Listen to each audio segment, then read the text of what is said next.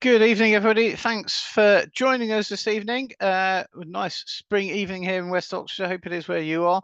And for this defensive flying workshop brought to you this evening by Astral Aviation Consulting on behalf of the UK Civil Aviation Authority. If you want to stay in the loop with events and resources, please sign up to our mailing list, and you can do this by the website www.astralaviationconsulting.com. Talitha's just popped the link in the chat box there for you as well. And signing up gives you access to the replay of this workshop and a whole host of other safety resources. As many of you may have seen from previous webinars, my name's Matt Lane. I'm head of training and an active single and multi-engined FI and examiner. I'm delighted to be joined again by Nigel Wilson. Nigel's head of training, very active flying instructor and examiner. Also a display pilot, and he runs the Easy PPL Ground School, which provides a whole host of online courses for students, pilots, and training organisations. We've got 90 minutes tonight, and we're going to break down the workshop in some easily digestible chunks as normal. We're going to cover planning not to infringe, exploiting electronic conspicuity aids, departing and joining the airfield, reflecting on your flying, and as ever will be a chance for all of your engagement with your Q&A, and we'll try and get through as many questions as we can, or take points away to promulgate afterwards. As normal as well, I'd like to kick us off by having a look at what kind of flying you all do. So this also gives you a chance to get used to the polls and gives us a bit of data. So we're interested in what category do you mainly fly? So we're quite aware that a lot of you may fly lots of different types of aircraft, but what's the one that you mainly fly? Just have a look at that. There's a bunch of options there. I think Nigel and I, when we were talking about it, we came up with most things, but I'm sure there's somebody doing something else that we haven't thought about, but hopefully that covers most of them. And can we have a look at the results on that, please, Talitha? So majority of you, single engine piston, and some from the microlight community. Great, brilliant. That's lovely to see you joining us this evening as well, and some of the glider community here with us as well. But no balloonists. We haven't got any balloonists tonight, it would appear. So most of you SCP. Great to have you with us all. Thanks very much. So kick us off. I'm going to hand over to Nigel. He's going to talk about planning not to infringe. Now, as we go through this section as well, there is a lot of links to some really useful information. Talitha is going to be dropping those into the chat box as we go through the presentation. Don't worry if you miss them or you're not sure how to grab them or anything like that. They will also come out in some of the post meeting correspondence and emails and things like that. So you will get all those really valuable links as well. So Nigel, over to you. Welcome. Okay, and thank you very much, Matt, and evening, everybody. So just like we normally do, let's have a little bit of a quiz. So let's have a poll, shall we, before we start on this little piece. So here's the question. You end up being unsure of your position and think you may have ended up inside controlled airspace. So even if you've got a moving map confirming that, what should you do? So here are the options. Squawk 7700 with ident. Climb above the transition altitude and perform left-hand orbits until you are contacted on 121.5. Turn the transponder off to avoid giving TCAS alerts to other aircraft. Then descend to your minimum safe altitude and contact the ATSU for the airspace concerned. That was option B. Option C, squawk ident immediately, maintain your current altitude, turn through 108 degrees and contact London information. Or is it the last one? Ensure your squawking altitude, maintain your current altitude and heading, contact the ATSU for the airspace concerned, or contact London Centre on 121.5. So a bit of a wordy poll to start with, and hopefully this is going to set the scene for some of the stuff that we're going to cover in a bit. So let's have a look at the results. And well done, everybody. Pretty much that is. Majority, if you got that correct. So the correct answer was D. So ensure your squawking altitudes, maintain your current altitude and heading. In other words, don't change anything. And then contact the ATSU or Distress and Diversion 121.5. Good. Right. So let's have a look at an introduction to infringements then. So, like it or not, airspace infringements, they do continue to rise, and over 80% of them are down to general aviation. I personally get involved in retraining pilots where this is mandated by the CAA, and take it from me, for the majority of the time, it boils down to lack of planning, rushed planning, or lack of detail. So occasionally a lack of understanding of various factors or poor in-flight decision-making comes into play, but the majority of it is down to planning, which is what we're talking about tonight. So let's be clear here, infringements aren't confined to controlled airspace, but rather notified airspace. So that includes no-tammed areas, danger areas, restricted areas, glider sites, and even Class G ATZs. So if you enter or transit any of those without receiving a clearance or permission, or you don't follow the correct procedure, particularly with ATZs, then you become an infringer and will be the subject of an MOR, and you'll have to deal with the consequences. So we don't have time here to detail exactly how to plan a given flight. So instead, we're just going to look at some of the common areas that people sometimes fall foul of. So all of this basically comes down to thinking about threats and errors for your flight, and even the threats and errors concerning the planning stage as well. So let's have a quick look at one of the next subjects then on this in this area. So data sources.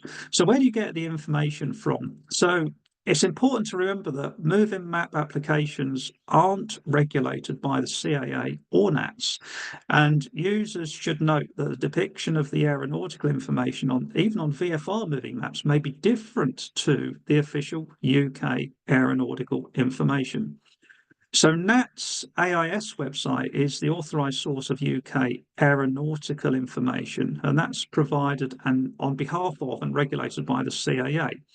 And you may well find apps and other providers for the device or method you use you may find other apps that are around that you can use for flight planning and use in flight, but there's no guarantee that their information is either up to date or their interpretation of the data is correct in either graphical or textual form. So whilst moving map software is pretty foolproof from experience, you may well find they deal with data in their own way and may hide information that the system decides is not relevant to you.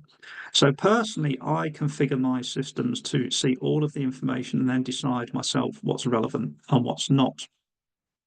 So in addition to that, we also need to think about weather planning, and that should be carried out using the official meteorological data as defined in the AIP, and that's the UK Met Office Aviation website, and we're going to come on to that a bit later on. So like I said, one of the biggest culprits is time. And it's highly tempting in today's moving map environment to think that you can pretty much just get in and go just like you do in your car. But that's far from the truth. So whilst moving maps are marvellous things, and even the CAA agree that, they also have pitfalls and can lead a pilot into a false sense of security. You still need to pay particular attention to the preparation and planning stages of your flight, and that takes time. So make sure you give yourself time to plan. So by all means, the majority, you could do the majority of the route selection and pre-flight study the night before, but you'll still need to look carefully prior to your flight on the day in question for any last minute changes such as NOTAMs and the threats associated with the weather. So there's a very, very wise instructor that once told me, the more time you spend planning, the easier the flight will be. And how true that is, even in, or especially even in today's environment. So let's have a quick look at using moving maps and GPS, or GNSS as its official title is. So they're brilliant pieces of kit, but don't forget the old, the old saying of anything to do with computing: if you put rubbish in, you're going to get rubbish out. So these devices can assist in flight planning, but only if used properly. So to start with, it's vital you ensure they're connected to the internet during the planning stage, and equally important to ensure that the data on the device is up to date. And that includes, things like charts, maybe even performance data for your aircraft and weather information. And, there's a whole host of other data that we need to double check that it's up to date with. Ensure you use all of the facilities on the device, not just the graphical part. So, for example, look at the detailed briefing pack that the device might be able to produce. Look at any of the sections that might give you a list of warnings to consider, or a textual list of NOTAMs. In other words, you still need to read words, not just look at pictures, unfortunately. So ultimately, remember what we said earlier about cross-referencing to official data sources to be absolutely certain of what you're being shown by your moving map device. So a bit about the weather then. So we all pretty much know about forms 214 and 215 on the Met Office site, but how many of you use the GAMET, the GA Met forecast? It's a bit like a spoken or a written, TV forecast for different areas. So you need to understand that along with the METARs and the TAFs for the route, as well as just for where you're taking off and where you're landing. You need to make a decision based on all of the information, not just a part of it. Unexpected weather, and by that I mean weather you're not expecting rather than the weather gods not playing ball, leads to a significantly higher workload and contributes to infringements. So now we've got all the data, let's have a think about route selection. How do we determine where we're going to go? So route planning must be based on the use of, as we said, the regulated aeronautical information from the NATS AIS site, and basically the most appropriate VFR charts and the UK AIP. And your route needs to take into account a multitude of factors, and there's obviously some crossover between the weather, your selected altitude you're going to fly at, the minimum safe altitude, and the airspace that becomes pertinent as a result. So sometimes you have to reiterate the process until you find a solution that satisfies all of the required criteria. In particular, as we've mentioned, don't just think about controlled airspace in isolation. Equally important are danger areas, glider sites, NOTAMs, and, as we've said, Class G ATZs. So whilst we're all pretty adept at identifying danger areas and the need to remain outside of them, it's extremely important to avoid the overflight of glider sites, irrespective of the weather. Yes, gliders even winch into cloud, so I found out. So, ATZs in particular deserve a special mention, even those that are Class G and only have an air-ground communication service. Rule 11 of the rules of the air states that the pilot shall gain the necessary information prior to entry to ensure their actions don't interfere with traffic already inside the ATZ. So that means if you don't get a reply on the RT, you need to remain outside of the ATZ, even if it's Class G operated by air-ground radio. And by the way, ATZs are active as declared in the AIP. Just because there's no answer on the radio doesn't mean the ATZ is not present or it's disappeared. That's not the case, it's still there. So talking about notified airspace, we really need to give it a good margin of error laterally. And if you're not planning on getting a clearance to transit, that's really important. We'll describe a mechanism in a bit called take two. And that's something that you should observe, and it's actually in the AIP. It's not just some myth, that somebody's made up with a poster.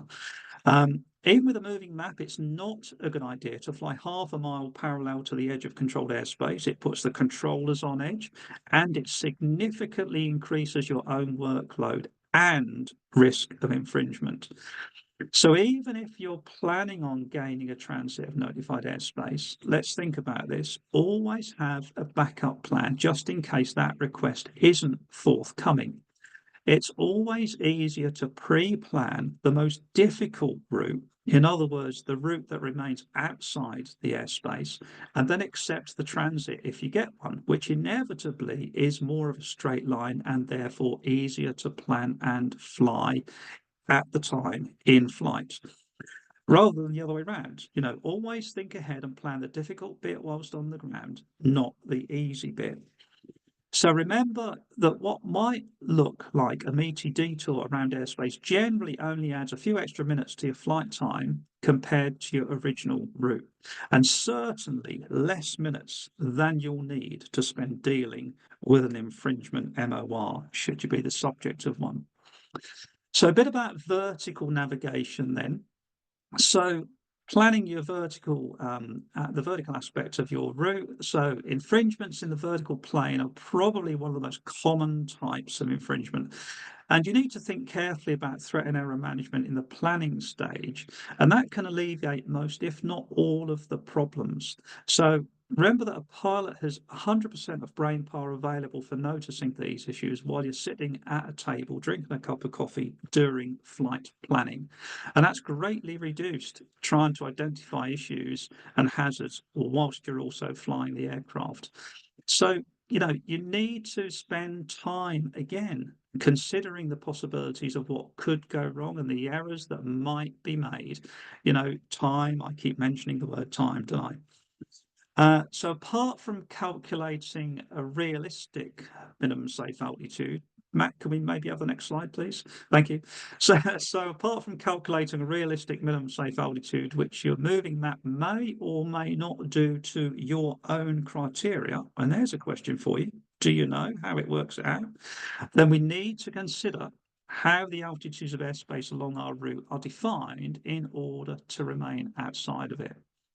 So when airspace is defined as an altitude, we have to fly on the QNH, and that QNH has to be obtained from an airfield that sits under the airspace. There's something called a regional pressure setting, and there's a lot of confusion over that. A regional pressure setting is not a QNH. And specifically, you must not use a regional pressure setting when you fly beneath controlled airspace defined as an altitude. So where airspace is defined as a flight level, you need to be a bit careful if you're flying on the QNH and when the QNH is less than 1013 hectopascals. So you'll either need a second altimeter set to 1013 to ensure you don't enter the airspace, or you need to calculate the maximum altitude you can use and make a note of that for the leg in question. So that brings us on to our navigation log. So I personally use a nav log that has 3 altitude boxes, one for the minimum safe altitude, one for the maximum I can fly, and one for my planned altitude.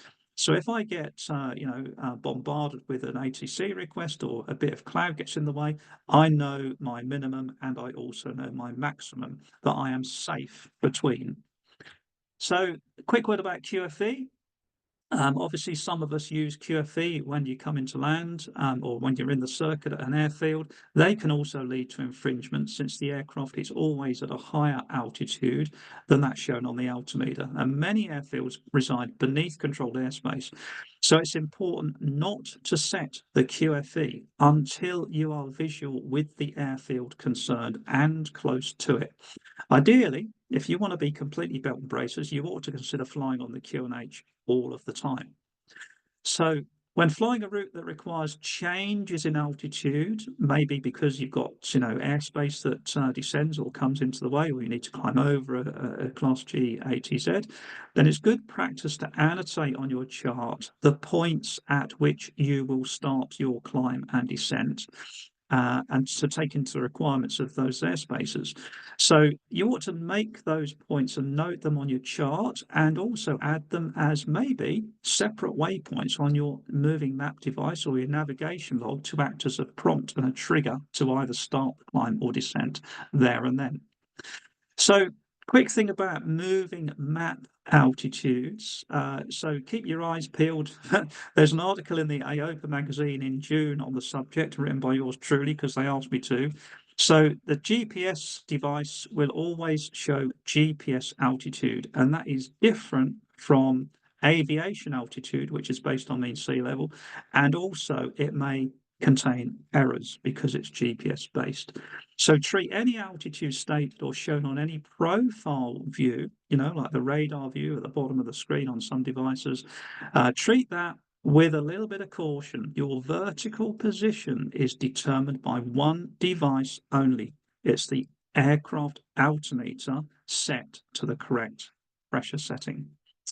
So we mentioned take two.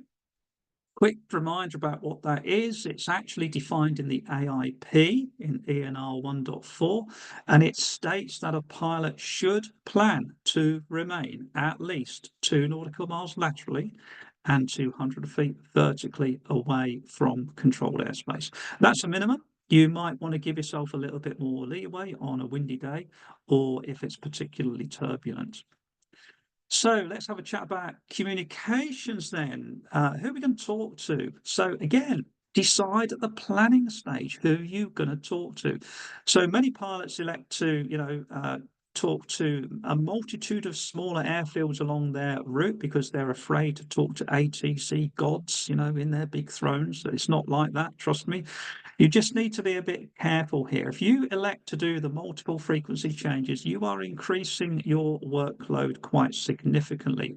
And at the same time, probably not necessarily receiving a better service as a result. The larger, more capable ATSUs will often have the benefit of radar. They can handle the aircraft at greater distances and help alleviate your workload. Where you've got frequency monitoring codes, and how many people know what they are, you might know them as the slang, as everyone uses it, is listening squawks. The official name's a frequency monitoring code. Where they're available, make use of them. But remember that you just wearing an FMC does not give you any clearance to enter any airspace, and it doesn't guarantee you'll be told that you're about to infringe. Controllers do their best, but your job is to know where you are and not to infringe. So this is another important aspect. Similarly, if you're operating, general handling, or even on a route that goes very close to controlled airspace, maybe you're unable to maintain the take two for some reason, then get what's called a defensive clearance. In other words, get the clearance to enter that airspace in case you enter it. Controllers do the same thing. If they see an aircraft, or planning to work close to airspace, they will often give that aircraft a clearance to enter, even though technically they shouldn't be needing it. Finally, on communications, if you're in contact, try to be in contact with an ATSU at all times. Have a look at the lower airspace radar service, because they generally try to hand you off from one unit to another, so it's a bit more seamless and less workload for you. And if all else fails, you've always got London information. At least you're talking to someone if you need it. So next subject then, distractions. So, what could possibly go wrong to affect our carefully planned flight? That's what you need to think about. Consider what you might do if you have an ill passenger. Do you have the necessary bags ready, shall we say? What about equipment failure, such as radio fail? What would you do then? All of those distractions can cause an increase in workload, which may mean that your flying becomes less accurate, with a higher risk of infringement as a result. But by thinking about those things beforehand and making a ready-made plan of action, you'll have more resilience to those distractions. And don't forget, distractions also happen during the planning stage. You're halfway through your planning and you get asked to take the dog for a walk, and then you come back and you don't pick up where you left off, and you lose your train of thought, and you might miss something. So distraction during planning is also a bit of a thing that could upset your day.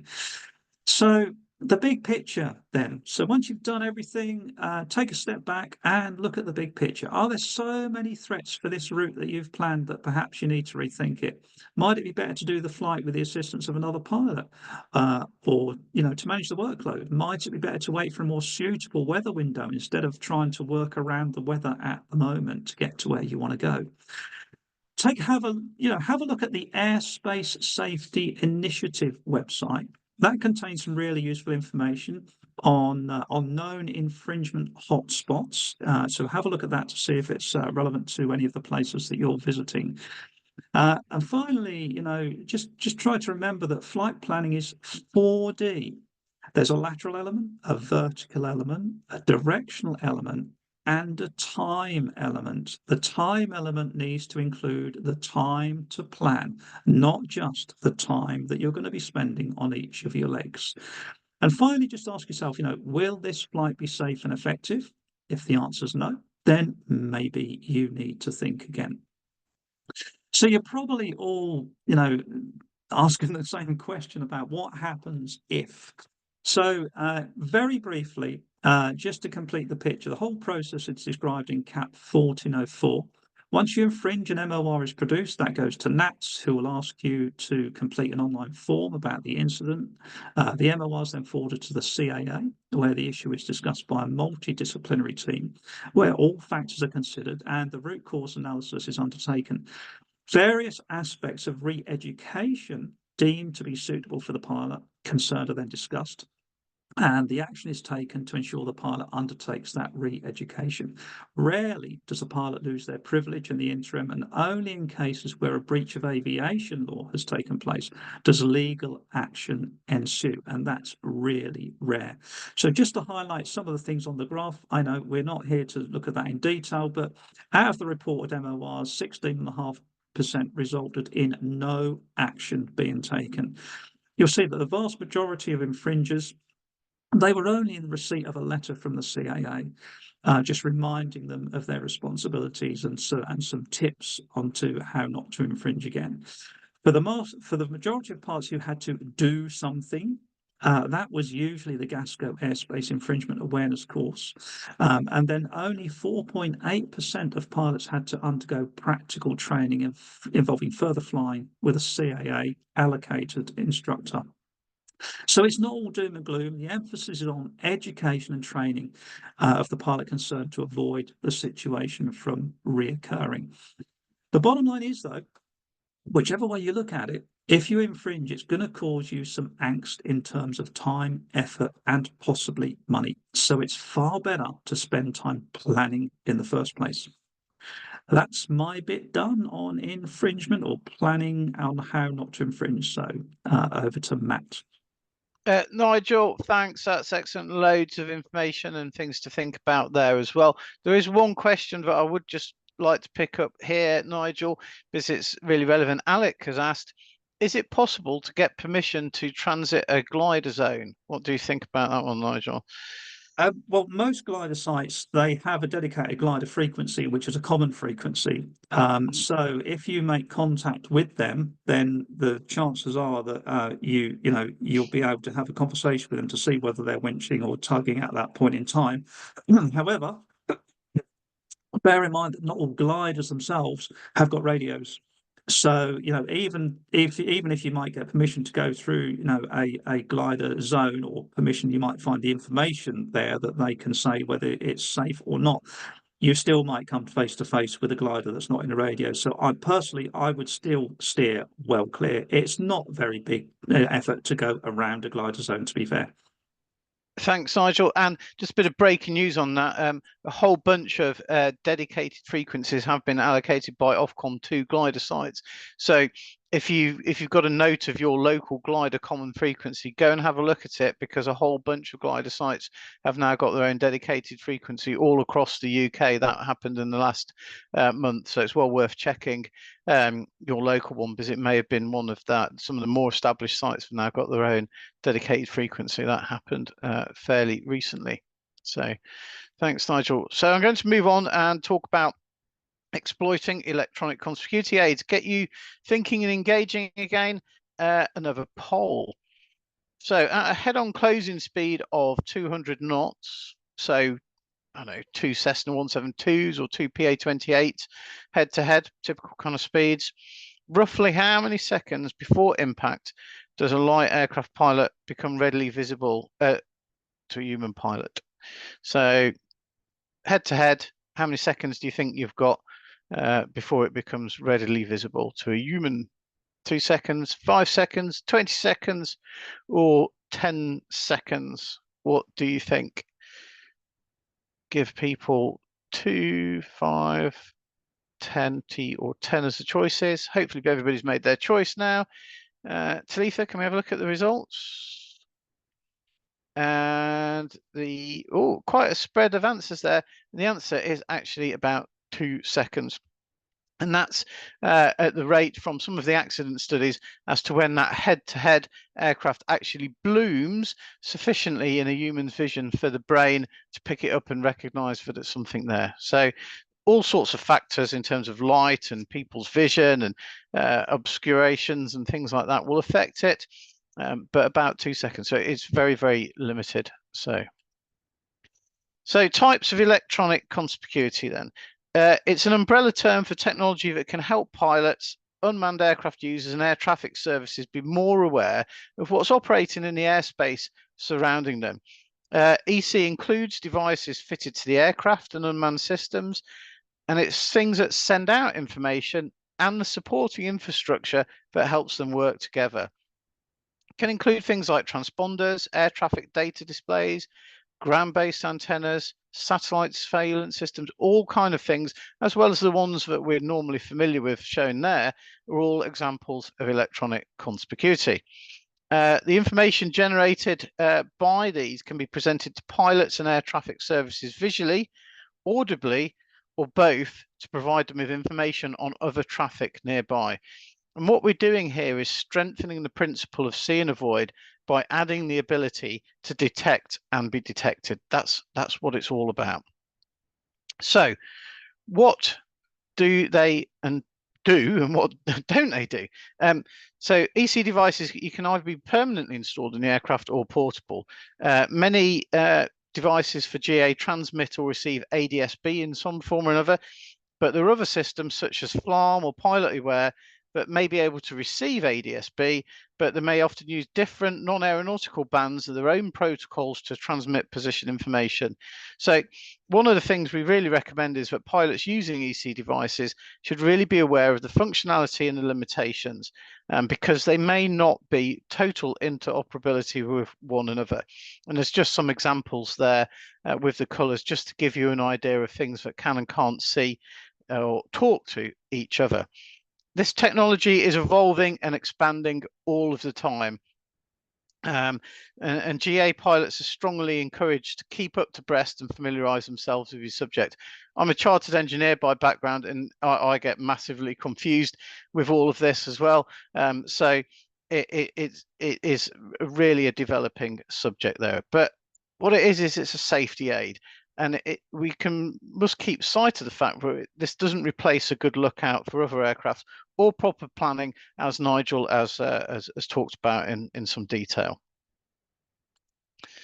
So interpreting the displays.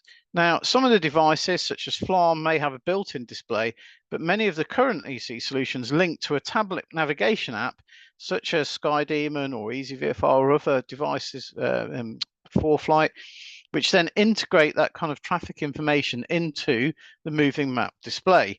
And there may also be a TCAS style radar display with some of these apps as well. Typically, the kind of information that you're getting displayed is the bearing and relative height of the traffic. And there often is some kind of graduated warning display for escalating conflicts. Now, the key thing to understand here is that there's not currently an agreed or standardized protocol for these displays. So it's vital you understand your particular setup, what it is and what it isn't going to tell you. This is very much a case of read the manual on the ground over a coffee, and playing around in the air and going heads down trying to learn your system really isn't the time to do it.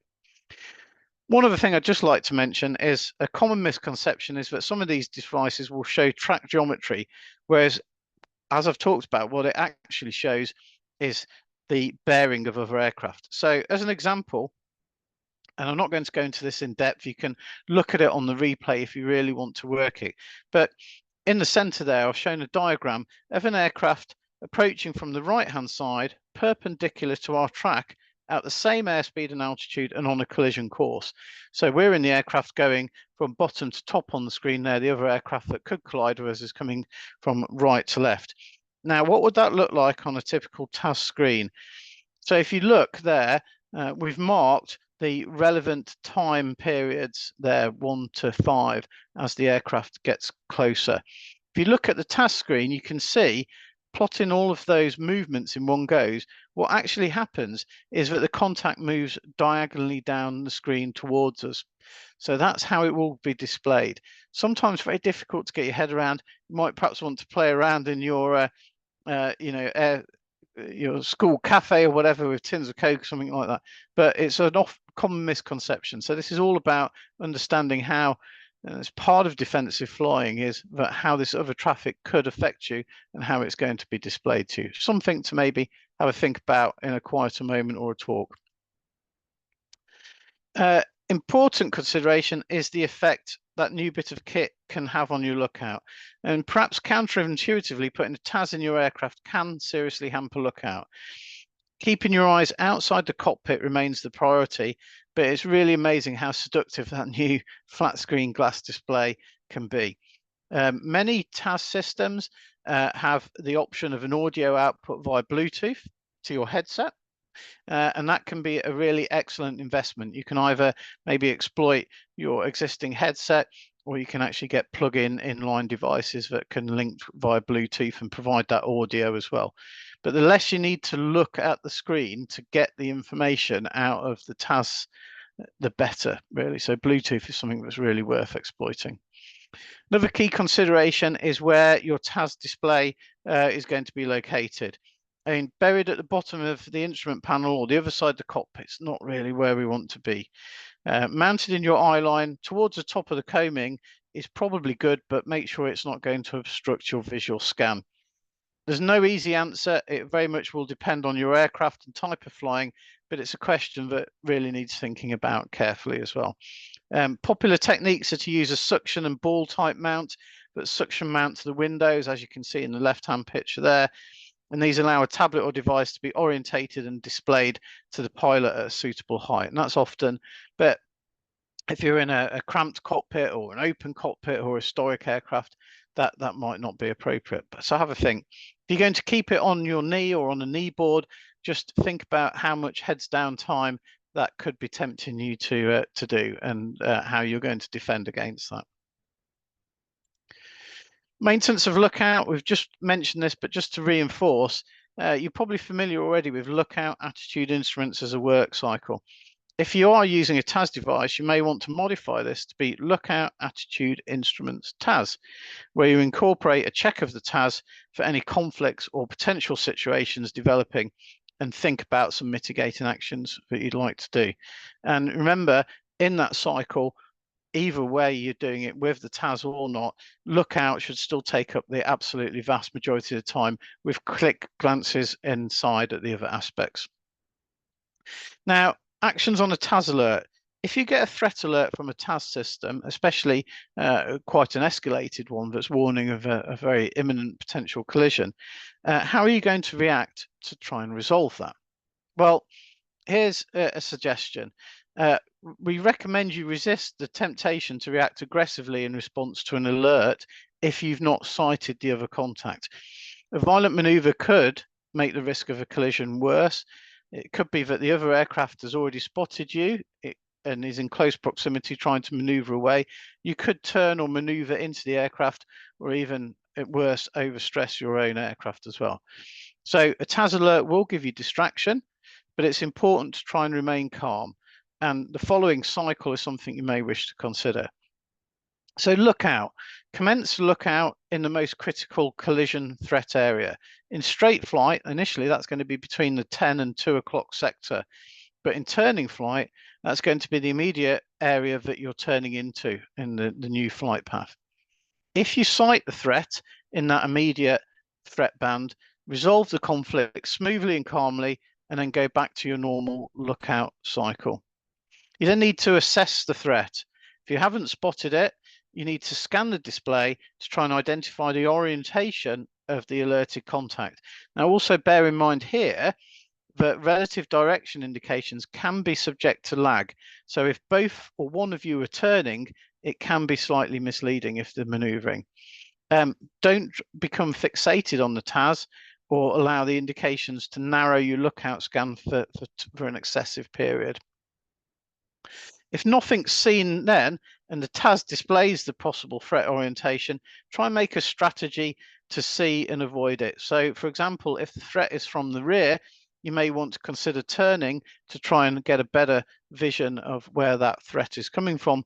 Also, a turning aircraft can actually present a far more easier sight to see for other aircraft as well. You may also want to consider putting in a height differential if the other aircraft is co-altitude as well. That's often a common strategy. But make sure you're obviously weather or terrain safe before you respond. Hopefully, some of these strategies will help you actually visually acquire the aircraft, and then you can maneuver safely away in a calm thing. You can also use TAS to fly defensively and look ahead at the planned route or area where you're going. Do you want to route straight into a busy area?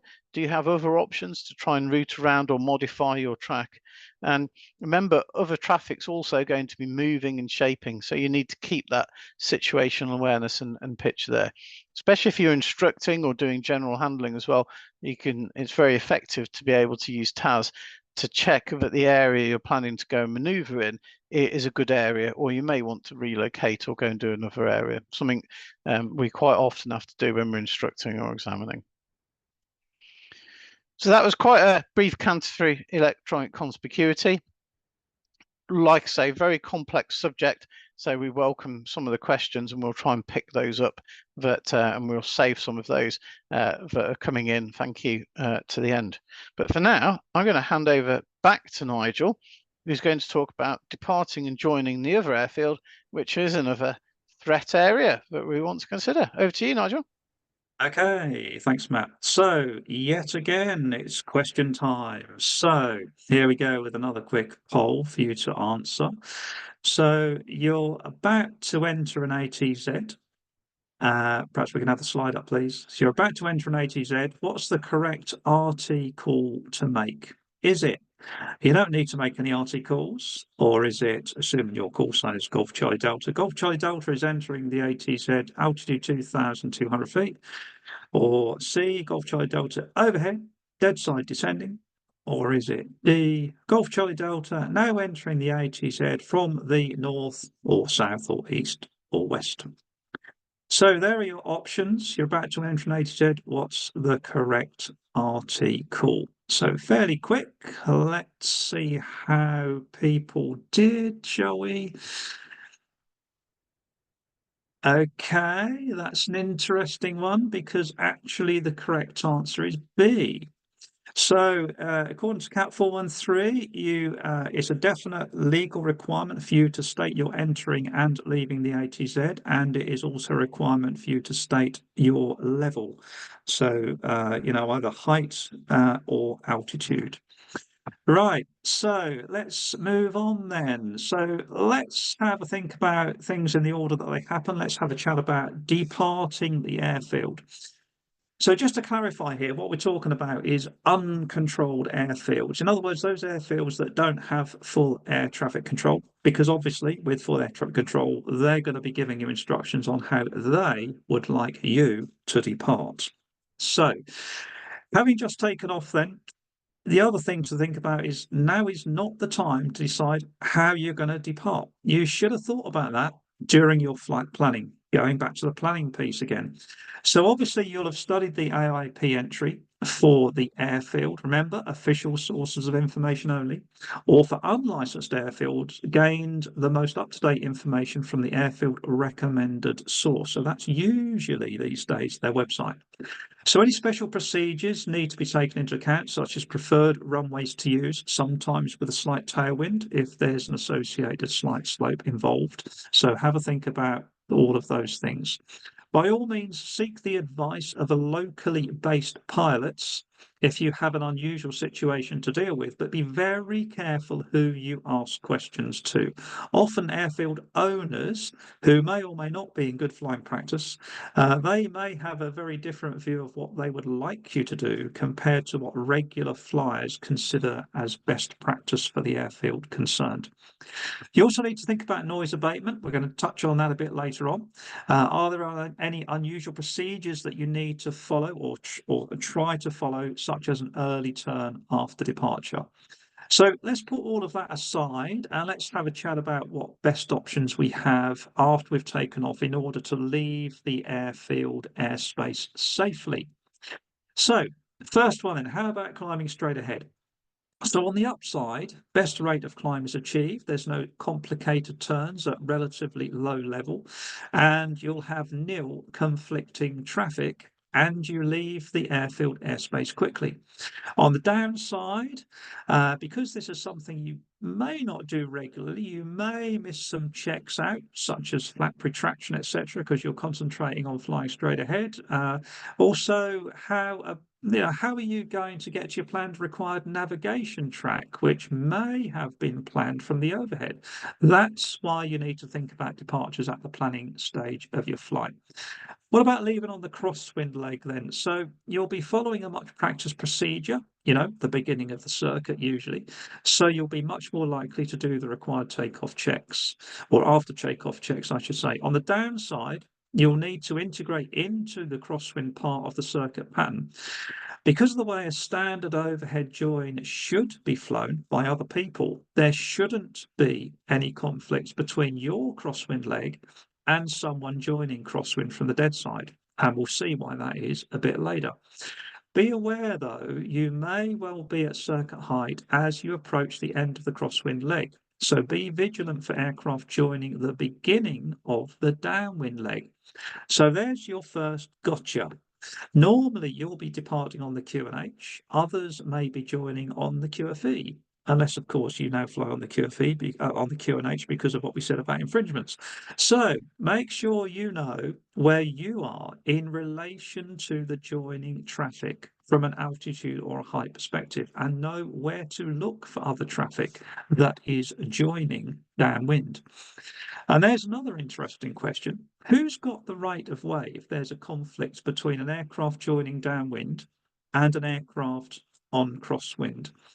So technically, an aircraft already in the circuit, in other words, the one on crosswind, has priority over those joining. But in a left-hand circuit, the one joining downwind is on the right of the one on crosswind. So technically, they have the right of way. Just use common sense, right? That's the easy answer. And again, departing on the crosswind leg may leave you with some work to do to get onto your desired navigational track. Right, so how about leaving downwind then?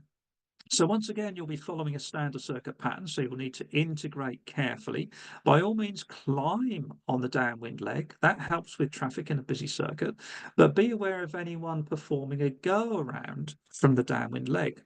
Sounds like a strange concept? Guess what? We're going to talk about that in a bit too.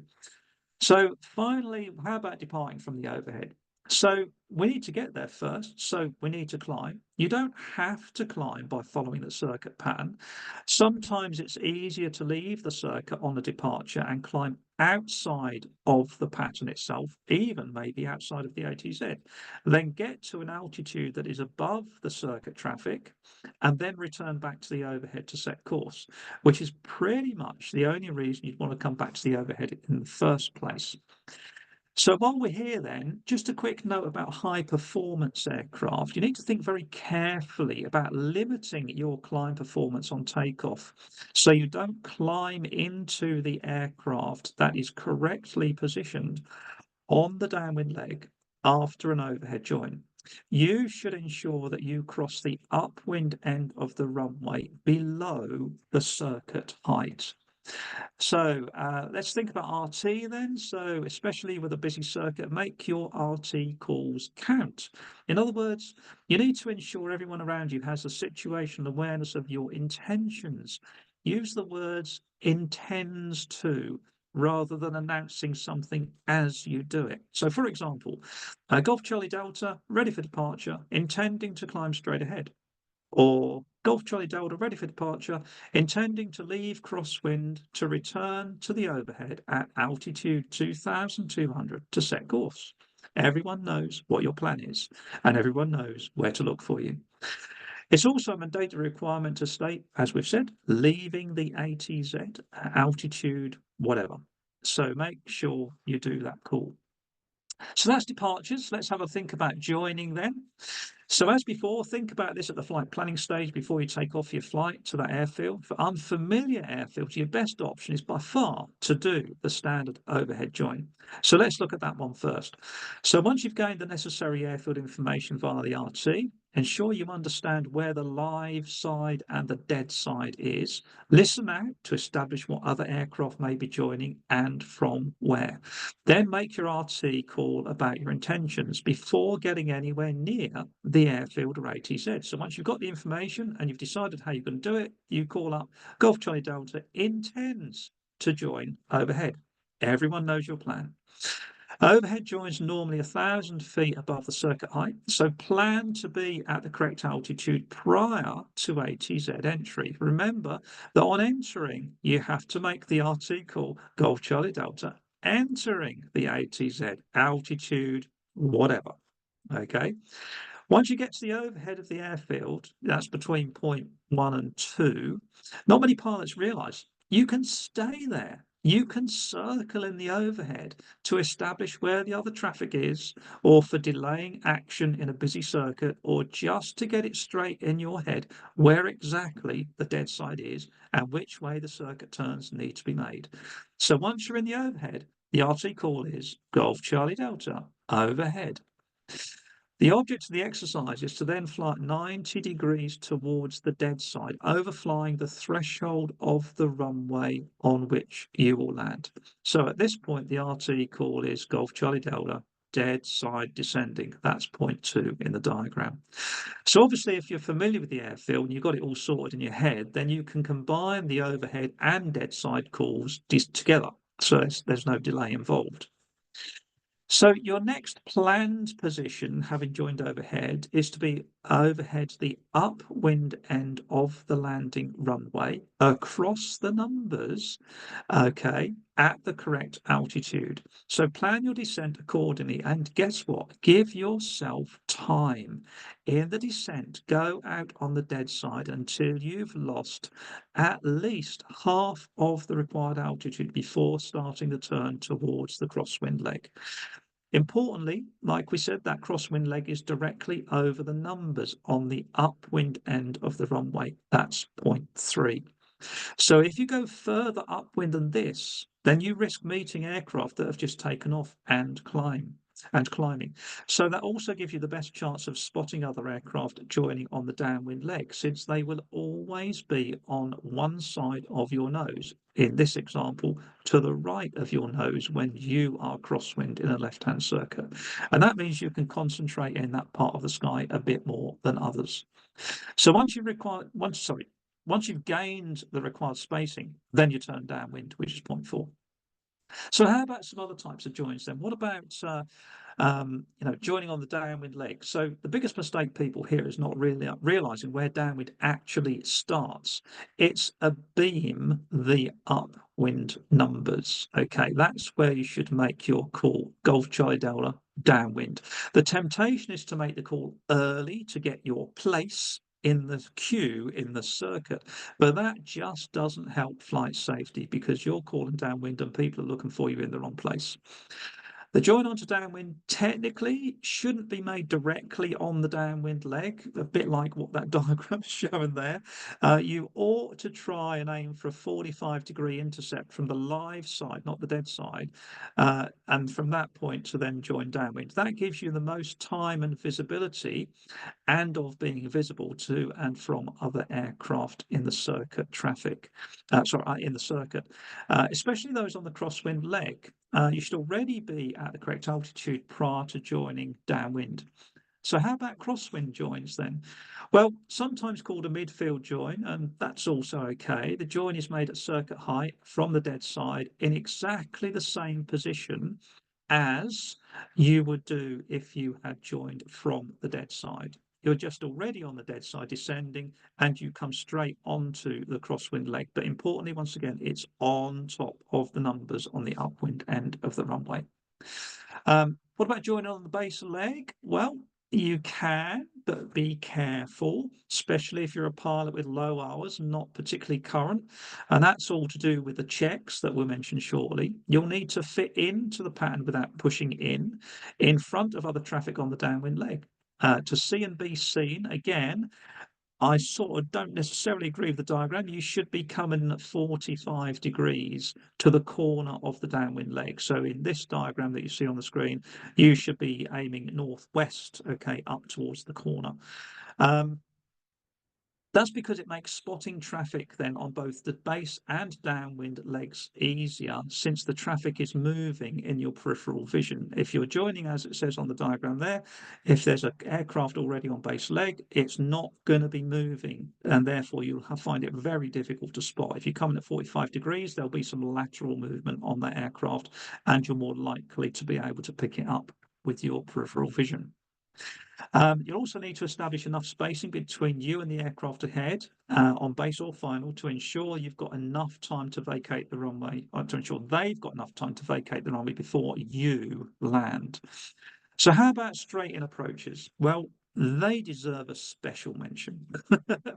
They need to be used with real care and extreme caution. Just like the base leg joins, there's high risk that you'll not complete the necessary pre-land checks. Many of you may have been taught to do downwind checks. We don't do that anymore. We teach people pre-landing checks. You don't have to do them on the downwind leg. I once checked a pilot out on Yak 52 and he rang me a week later to say he'd just landed gear up with the propeller exploding in front of him. I asked him what he'd done different, and guess what he said? He said, I stupidly opted to join straight in. They were his words, right? The same issue here applies to spacing and fitting into the traffic already established in the circuit. Just because you've called final on the RT does not give you priority over others on base leg or those already on final approach. In the case of conflict on final, it's actually the lower aircraft that has the right of way, not necessarily the one that is closest to the airfield. A quick reminder about long final RT calls. That's where the aircraft, or long final is where the aircraft is between 4 and 8 nautical miles from the airfield. That's hardly conducive to the sorts of airfields GA aircraft operate from in uncontrolled airfields. Notably, however, is the easy mishearing of the words long final with on final. So when you're calling final approach, make sure you don't say the word on. It's just Golf Charlie Delta final. So there's a really good resource for that on the Skyway Code. There's a link going up in the chat box now, which you can then refer to. So one final thing then, before we finish really, and that's what about overtaking, orbits, spacing and going around? So there's a bit of a mouthful. If you're in a pocket rocket ship, you really ought to think about the speed you're going to use when you're in the circuit to integrate successfully with the more general GA speeds for other aircraft. Try to maintain an adequate spacing from the aircraft in front to enable that aircraft not only to land, but also to vacate prior to you touching down. So what happens if the spacing's too tight or your speeds differ too much in the circuit? Generally speaking, overtaking is a bad idea. Similarly, extending the downwind leg to increase the spacing between you and the aircraft in front once they've turned base or finally is also not a good option. In fact, if you do that at North Weald, guess what? You'll become an infringer. Orbiting might be a possibility, noise abatement permitting, but that's certainly not a good idea if you also have traffic behind you in the circuit. If orbiting is an option, turns should be made towards the outside of the circuit pattern. That normally is reserved for ATC controllers to instruct you to orbit, though. In those situations, your best bet, if it's all going pear-shaped, is to go around. So let's have a quick think about that. The go around is not confined to being on final approach. You can go around from anywhere in the circuit. To initiate a go around, you add the power required and climb to the circuit altitude whilst maintaining the circuit pattern. So, for example, if you're on the downwind leg, you'd climb to circuit altitude, continue on the downwind leg, turning onto base leg, then final, and overfly the runway slightly on the dead side, and then turn crosswind at the upwind end of the runway, keeping watch for the other traffic that are joining crosswind from the dead side. And the RT call you make is Golf Charlie Delta going around. So, quick mention then about military airfields.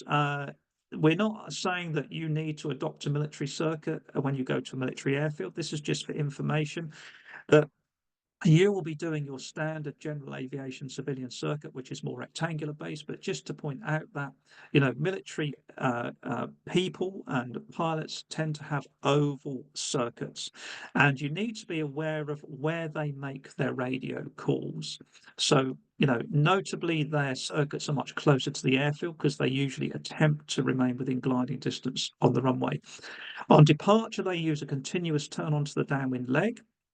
And more importantly, at the end of the downwind leg, when a beam the threshold, that's when they call final, and then start a continuous curving turn onto fine approach. In other words, there's no base leg. So when you're looking for a military traffic guy that's called final, make sure you're looking in the right place. Okay.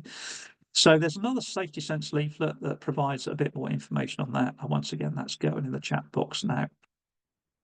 So the final bit then that we mentioned earlier on, what about noise abatement?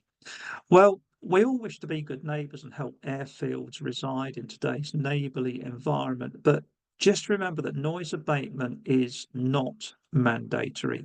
Safety always comes first. You may have a bit of explaining to do if the airfield asks why you didn't or didn't do something, but that is a conversation that is to be had once everyone is on the ground. If you get quizzed in the air, just say, we'll talk about it on the ground. And that cuts the conversation dead in the water. And everyone else hears that too.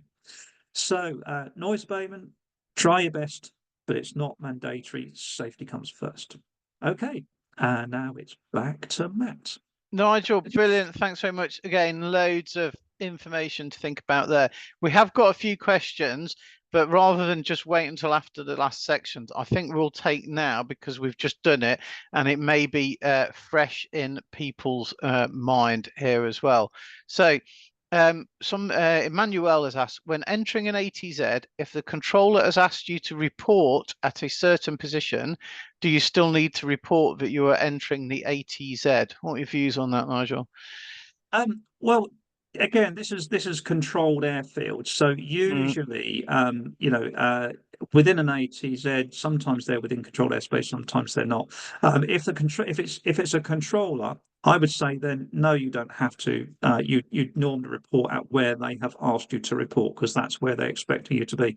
But if you're in doubt, there's no harm in saying that you're entering the ATZ. Yeah, and I think particularly if you're going to a flight information service officer staffed airfield as well, they can't give you clearances, of course. They can only ask you to report in certain places, so you need to think about that of course as well. Another question, I'll ask this one to you, Nigel. If on crosswind from an overhead join, you find the downwind leg is busier than you thought and tight to fit in, do you climb back to the overhead? Question. That's from an anonymous attendee. Yeah, by all means, yeah. And again, what you would do is you'd follow the circuit pattern round, climbing as you do so to go to the overhead. But the important thing is talk on the RT. Just say that you're going to climb in the circuit pattern back to the overhead, and then everybody knows what you're doing, and everybody knows where to look for you. And occasionally I've even actually departed the circuit and Yep, gone and held off as well. If there's a that first solo or something that's particularly always an wacky option. going on, Yeah. sometimes, especially if you're instructing and the student can get more value out of going off, perhaps doing a bit out of the circuit and then coming back 5 minutes later. So yeah, we've also had a few questions about joining overhead and how the diagrams always show crossing from the live side, initially crossing the live side. What if you're approaching from the dead side? My answer to this is difficult to picture in your head, but again, you can draw it on diagrams.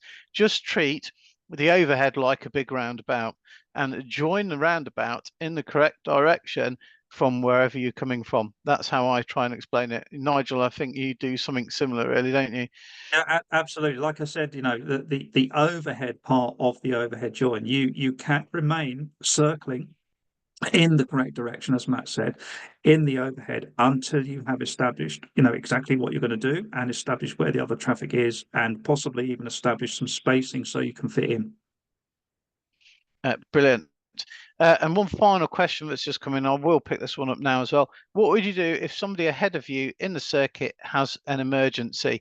Again, my answer would be it's very situational dependent, but actually you're probably better off departing. As it happened, I was flying at Benson in my military role, and there was a particular emergency situation developing, and I said to the controller, I can go and depart, whatever. And the controller said, actually, it's easier for me if you continue and land off this circuit, please.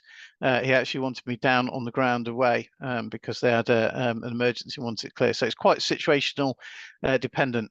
But what not to do is kind of blitz in behind somebody and crowd somebody, I would suggest. What do you think, Nigel?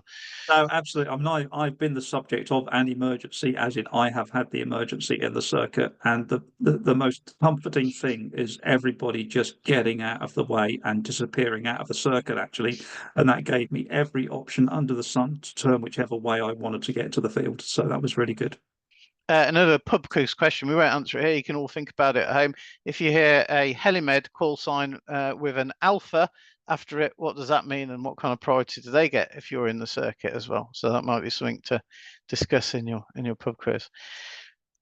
Final section then, reflecting on your flying. Very quick poll just to make sure you're all awake and engaged.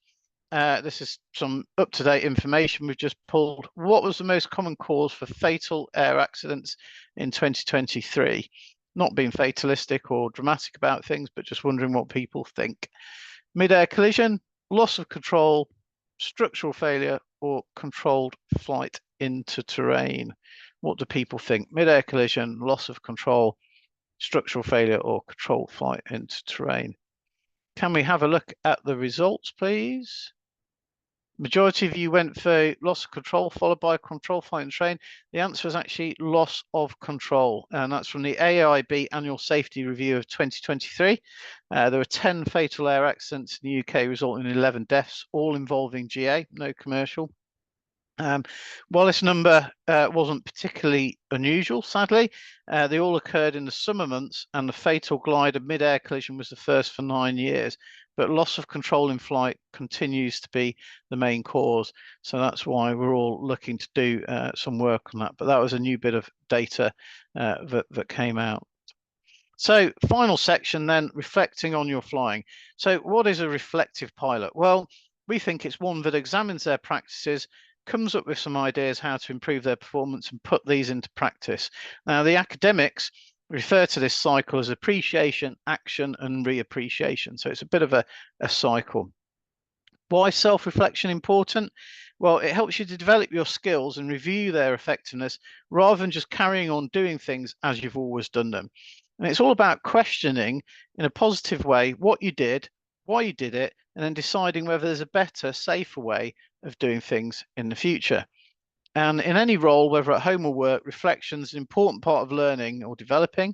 I'm sure a lot of you have come across it in academic situations or training, but it's just the same in our flying lives as well. I mean, you wouldn't use a recipe for a second time if the first time it was rubbish, or you didn't like it, or you found it difficult to follow or difficult to work with. You would adjust and modify and maybe get an updated one. So this is the same with our flying skills. We can become stuck in a routine or habits that might not be the most effective or efficient for us. And thinking about that can help us perhaps think how we could modify or improve that as well. Self-reflection can sound like a bit of a difficult subject to some of you. It might sound selfish or even embarrassing. And it's something that doesn't come naturally to most of us as humans, but it does become easier with practice. So how can we apply this to our flying?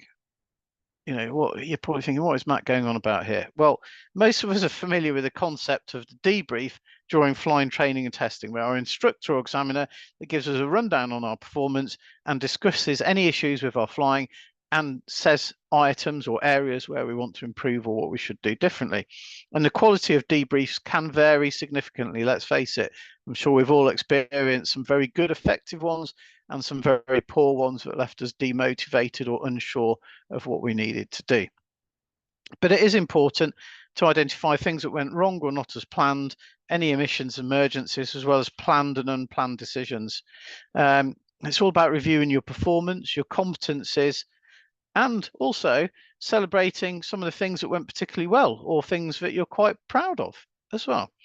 So what I want to offer you and suggest you think about is the process of a self debrief after every flight, even when you're out of the training environment. So here's a little format that you might want to consider. The first step is to relax, and that's absolutely vital. Make sure all flight actions are complete and you're in a safe, relaxed environment. It could be a post-flight drink, could be driving home or when you're at home that evening, or a chat with some friends in the cafe over lunch. And what I suggest you consider is what went well, what didn't go to plan, or where did I feel uncomfortable? What do I need to revise or check up? And what am I going to do differently next time? So let's look at a very, very quick example so you can maybe understand what I'm thinking about. What went well? Well, my landing today was nice and smooth and well controlled. It was a bit of a crosswind, but despite that, I managed it well and I got a nice straight touchdown. So I'm quite happy with those aspects. What didn't go to plan? Well, on the route home, I was given a nice and unexpected direct zone crossing by the controller. So that was great. But I had real trouble amending the route on my tablet and it really distracted me. In hindsight, I think I went 2 heads down trying to sort it and my height keeping wasn't great. So what do I need to revise or check up? Well, I really need to practice setting up shortcuts and removing route legs in my tablet device so I can easily do it on the air, on the ground. And I think there may be some shortcuts to allow me to do it easily, but actually I don't know what they are. So what am I going to do differently next time? Well, I'm going to read up in the manual and have a practice in simulator mode before I go flying next, so removing legs and doing shortcuts. I may also ask my hangar mate, who's a whiz on the tablet, to show me how he does it as well. So a very little basic example, but just a way that maybe you could take some things away to improve your flying and maybe feel next comfortable. It only takes a few minutes and you can do it in any environment. And I think it's a really great aid to learning and development. A few questions have just popped up as well about videoing flights as well. Nigel and I are chuckling because we, in the practice for this, we anticipated this would come up. So there is lots of devices. There's even apps for synthesizing your flight log and your video and analyzing this as well. A lot of people find video debriefing and tools very, very helpful. What I would say is a couple of pieces of advice, and ask Nigel what he thinks about that in a minute. Well, there's 3 things really. If it's an instructed flight, you need to get the consent and agreement of your instructor and flying school before videoing. Your instructor may not be comfortable with the video being videoed or where that video may end up. So that's something you need to ascertain from your instructor. If it's an examination flight, the flight should not be videoed at all. There's various reasons for this, but the guidance to us as examiners in our flight examiner handbook and in our training and authorization is that we're not allowed to video examination flights. So that wouldn't be a thing.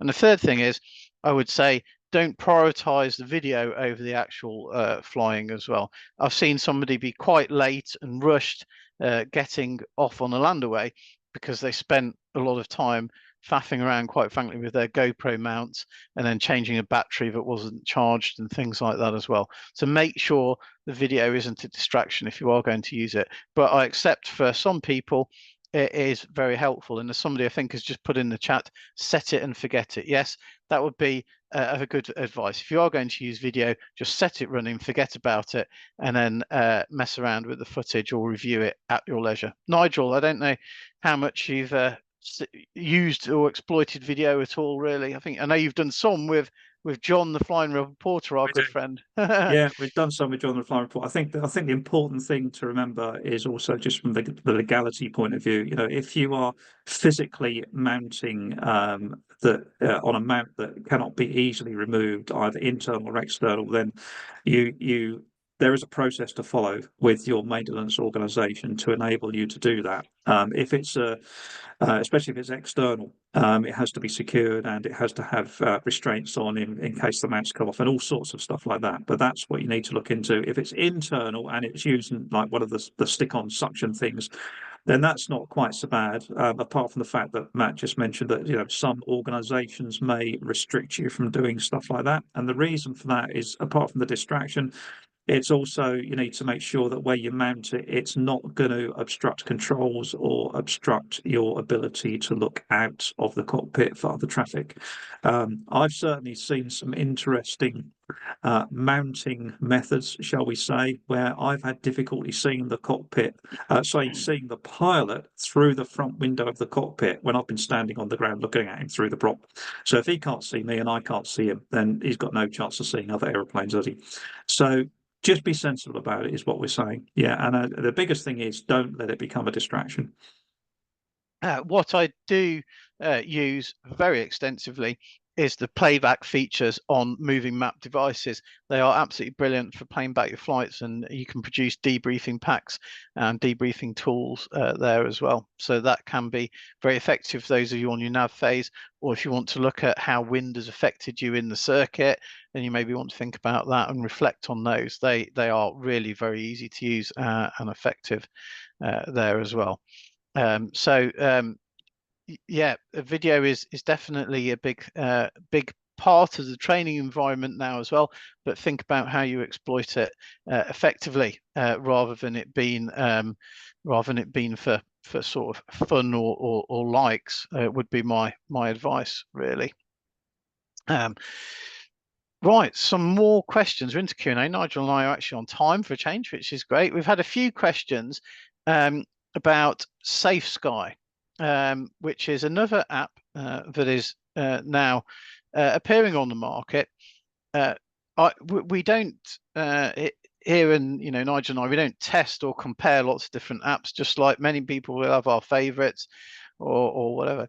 All I would say about Safe Sky is just be aware that it's a totally different operating concept. It doesn't transmit or receive device to device. What it is exploiting the mobile telephone network to broadcast to a ground picture, effectively, the GPS location of the chip in your mobile phone. So the effectiveness of Safe Sky app, as I understand it, relies on the mobile phone network as well, and pilots and phones exploiting the mobile phone network, cellular network, when airborne as well. So just be aware of the concept, be aware of some of the limitations and problems that may bring, and some of the issues that may bring in the data. But other people have told me they get lots of information from it and like it and find it cheap and easy to use. So really, again, make your own conclusions with that, but just be aware it is an entirely different operating concept there as well. Nigel, I don't know if you'd like to comment on that at all. Or... Yeah, no, like I said, the biggest issue in my book is that it relies on the mobile network. And generally speaking, whilst the mobile network is nearly usable when you are flying. It depends very much on geographic area, and certainly if you're above 3,000 feet, the chances are you're not going to get a mobile phone signal, and therefore you won't be in receipt of the data provided by SafeSky. So last time I used it was a while back. I also found it had quite a significant delay in it from the aeroplanes I could see compared to when it warned me about them. But that, as I said, that was a while ago. Things may have improved since then, but it's understanding the technology and how it uses it to give you that information. The important thing, as Matt said, it's not peer to peer. It's relying on a server on the ground tucked away and access via the internet, via the mobile phone network. That's the downside to it, shall we say? And maybe it's something you want to consider as an additional device. If you've already got an ADS-B CAP 1391 device, perhaps it's something you would like to consider to add synthesized information there as well. That's something you may wish to consider. We've had a question. David Barnard asked, when does a new CAP 413 come out? It appeared briefly and disappeared. Yes, due to editorial errors, it got pulled and has disappeared. I don't know exactly the reason for that and the new date. I don't think we've had that information, Nigel, unless you've heard. No. So, David, love to tell you the answer, but we don't know. We will try and find out and ask and get that information out there. But I know there's a few other agencies as well have asked for that information as well, but nothing has come through yet. Another attendee, Nigel, has asked, which I think you're going to ask about, Class G ATZ infringement. If there's nobody on the radio and you do blind calls for traffic while transiting the airspace, will it still count as an infringement? Well, Rule 11 is quite clear, and it says you need to establish what traffic is in the circuit pattern before you can enter. So just by doing blind traffic calls doesn't necessarily satisfy that requirement, because who knows, you might have a radio failure. Right? There might be other traffic in the circuit anyway. So you really do need two-way communication to satisfy Rule 11. The infringement, obviously, is only going to happen, or the reporting of it is only going to happen if someone on the ground notices you and that you have caused a problem. So if there's absolutely nobody on the ground and there's no aeroplanes in the air, then there's no one that's going to report you as being an infringer. But don't take that in the way that I've just said it. You still need to adhere to the rule of Rule 11. And the rule is you need to make sure you have communications, even with Class G ATZs with air ground, to ensure that what you're going to do isn't going to impinge or upset the traffic that's already within the pattern itself. Brilliant. Thanks, Nigel. We also had a question. I've been encouraged by my FI to use listening squawks or frequency monitoring coders. Nigel explained, how do I find the one for my local area? They're actually printed on the 0.5 mil CA charts alongside the relevant airspace and the frequency. Quite small, and if you're getting, like me, starting to need reading glasses at times, you may need these to see them. They are quite small, but there's also some charts and guides available on the airspace safety site. There's some downloadable charts with listening squawks on. Just a word of warning on that as well. Sometimes you see the hard copy A5 versions of those lying around flying schools and flying clubs and that. Some of those, and I found them when I've been out doing test flights, are out of date, and some of the frequencies and the codes have been updated. So if you are going to use them, I suggest you download them from the airspacesafety.com listening squawk site and make sure you've got the latest one, or check on your latest chart or with your latest moving map device. I know it is a gotcha that some of them have changed and some of the hard copies are out of date, and like most flying schools, they still have stuff lying around. I think that's the case, Nigel, occasionally, isn't it? So Often the case. yeah, so there we go. Another question. If departing on the downwind, so the downwind leg, I think, do you still make the downwind RT call? So I think that's it. Yes, I think it's Golf Charlie Delta downwind departing. downwind, Yep. I would suggest, Nigel, yes? I certainly agree. Yeah, it's just give everyone else a chance to look for you in the right place. You're in the circuit, so you are downwind. You might be climbing on the downwind leg, so you might say climbing on the downwind leg or downwind Mhm. climbing to depart. So just say what you're doing, and then everybody's situational awareness is improved. Excellent. Somebody's also asked about drones. They're likely to be part of the future landscape. Agreed. I don't think there's any getting away from that. How would you like beyond line of sight drone ops to be communicated to the GA user community as a standard aircraft icon or something different on a moving map, similarly for promulgation by flight information services? So I understand there have been some trials run by the CA and some industry bodies about actually activating a sort of ground beacon that can alert on moving map devices and display when, say, a glider site or a paramotor site is actually operating. And there was one of these in the trial period in my local area, and it did used to show up quite nicely on the moving map. That I think that is possibly something where we will see that happening. Of course, I think one of the feedback with the trial that I think the industry bodies are looking at is the height on that. So how does the height band alert as well? Because of course the device is alerting at the airfield level and is obviously giving a general warning. But how does that that height band interact with the warnings on the device as well? Nigel, I don't know whether you ever saw any of the trials in your area, in your neck of the woods at all. No, we didn't see any trials. I mean, the important thing is how do you recognise that it's a drone rather than another aircraft? I would hope that they would have an appropriate entry in their ADSB out as we do to determine the type of aircraft that it is, so to speak, so that can get put up appropriately. The other danger, the other concept, of course, is the user bit of airspace which these are going to operate in, which will be between ground and 500 feet. And that's not generally where you find GA traffic, but at the moment, the UK has an exemption from the general CERA 500-foot rule, which under pure CERA, you're not allowed to fly below 500 foot above the surface. Okay.